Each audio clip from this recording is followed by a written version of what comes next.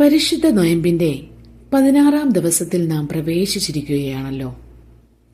The importance of words, വാക്കുകളിലെ വചനപ്പെരുമ എന്ന ചിന്താവിഷയമാണ് സഭയായി ചിന്തിക്കുവാൻ നൽകിയിരിക്കുന്നത്. അതിന് ആധാരമായി എടുത്തിരിക്കുന്ന വേദഭാഗം മത്തായി എഴുതിയ സുവിശേഷം 15-ാം അധ്യായത്തിന്റെ 16 മുതൽ 20 വരെയുള്ള വാക്യങ്ങൾ. യെരുശലേമിൽ നിന്നും പരീശന്മാരും ശാസ്ത്രിമാരും യേശുവിന്റെ അടുക്കൽ വന്ന് പറയുന്നു, നിന്റെ ശിഷ്യന്മാർ പൂർവികന്മാരുടെ സമ്പ്രദായം ലംഘിക്കുന്നതെന്ത്? അവർ ഭക്ഷിക്കുമ്പോൾ കൈ കഴുകുന്നില്ലല്ലോ എന്ന് പറഞ്ഞു. ഈ ഒരു പശ്ചാത്തലത്തിലാണ് യേശു പറയുന്നത്, മനുഷ്യന് അശുദ്ധി വരുത്തുന്നത് വായ്ക്കകത്ത് ചെല്ലുന്നതല്ല, വായിൽ നിന്നും പുറപ്പെടുന്നതത്രേ.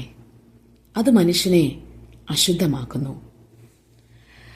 ന്യായപ്രമാണ പ്രകാരം അശുദ്ധമായത് ഭക്ഷിക്കുകയോ സ്പർശിക്കുകയോ ചെയ്യുന്നവൻ അശുദ്ധനാകുകയും ആരാധനയ്ക്ക് അയോഗ്യനായി തീരുകയും ചെയ്യുന്നു.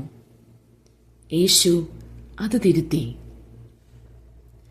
കഴിക്കുന്ന ഭക്ഷണമല്ല അശുദ്ധമാക്കുന്നത്, വായിൽ നിന്നും മനസ്സിൽ നിന്നും പുറത്തേക്ക് വരുന്ന വാക്കുകളാണെന്നും സംസാരം കൊണ്ടുതന്നെ നാം അശുദ്ധരാകുകയും ശുദ്ധീകരിക്കപ്പെടുകയും ചെയ്യുന്നുവെന്നും യേശു പഠിപ്പിക്കുന്നു. വായ്ക്കകത്ത് കടക്കുന്നതെല്ലാം വയറ്റിൽ ചെന്നിട്ട് മറപ്പുരയിൽ പോകുന്നുവെന്ന് ഗ്രഹിക്കുന്നില്ലയോ? വായിൽ നിന്നും പുറപ്പെടുന്നതോ ഹൃദയത്തിൽ നിന്ന് വരുന്നു, അത് മനുഷ്യനെ അശുദ്ധമാക്കുന്നു. എങ്ങനെയെന്നാൽ ദുശ്ചിന്ത, കൊലപാതകം, വ്യഭിചാരം, പരസംഗം, മോഷണം, കള്ളസാക്ഷ്യം, ദൂഷണം എന്നിവ ഹൃദയത്തിൽ നിന്നും പുറപ്പെട്ടു വരുന്നു. മനുഷ്യനെ അശുദ്ധമാക്കുന്നത് ഇവയാണ്. കഴുകാത്ത കൈകൊണ്ട് ഭക്ഷിക്കുന്നതോ മനുഷ്യനെ അശുദ്ധമാക്കുന്നില്ല. നമ്മുടെ വാക്കുകൾ മറ്റുള്ളവർക്ക് ആശ്വാസം നൽകുന്നതായിരിക്കണം. നമ്മുടെ ഹൃദയത്തിൽ നല്ല കാര്യങ്ങൾ ഉരുവാകണം.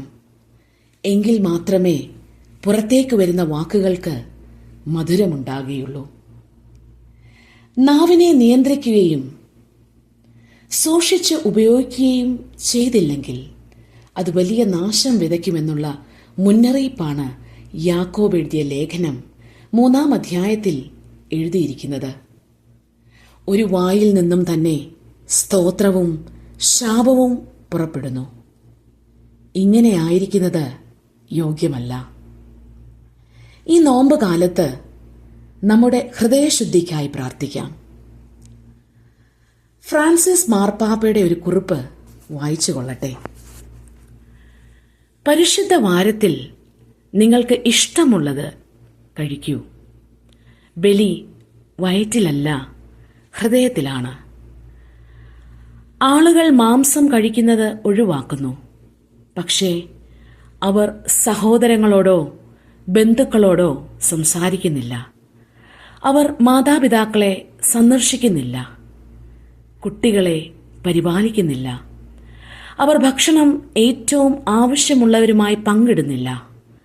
അവർ കുട്ടികളെ അവരുടെ അച്ഛനിൽ നിന്നും അമ്മയിൽ നിന്നും അല്ലെങ്കിൽ മുത്തശ്ശിമാരിൽ നിന്നും അകറ്റുന്നു. മറ്റുള്ളവരുടെ ജീവിതത്തെ വിമർശിക്കുന്നു. പങ്കാളിയോട് മോശമായി പെരുമാറുന്നു.